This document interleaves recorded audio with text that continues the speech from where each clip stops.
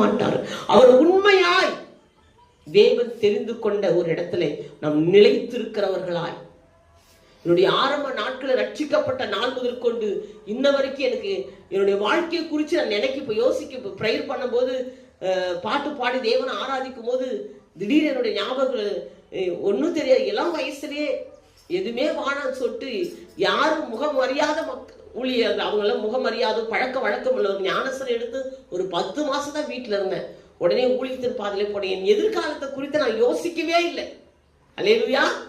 என்னுடைய எதிர்காலங்களை குறித்து இப்ப எல்லாம் சர்ச்சைக்கு வர பங்காளியை யோசிக்கிறாங்க, சொந்தக்காரை யோசிக்கிறாங்க, எதிர்காலத்தெல்லாம் யோசிக்கிறாங்க. ஆனா என்னுடைய எதிர்காலங்களை குறித்து நான் எனக்கு வீட்டில் என்னுடைய சொந்தக்காரங்க ஏகப்பட்ட பேர் இருக்காங்க. என் எதிர்காலங்களை குறித்து நான் யோசிக்கவே இல்லை. என் வாழ்க்கையை குறித்து கூட நான் யோசிக்கவே இல்லை. அல்லேலூயா. ஆனா என் ஆண்டவர் நான் ஆராதிக்கிற தேவன், எனக்கு யாரு, எனக்கு ஊழியத்தின் பாதையில வந்த மனிதர்கள் கைவிட்டாலும், மனிதர்கள் மறந்து விட்டாலும், அல்லேலூயா, எவ்வளவோ கத்திருக்கென்று திரும்பி எதையாக விட்டு வந்தால் அவனை இம்மையிலே 100 ஆசீர்வதிப்பேன். அல்லேலூயா. கர்த்தருடைய பிள்ளைகளை அவருடைய அன்பை விட்டு போயிடாதீங்க.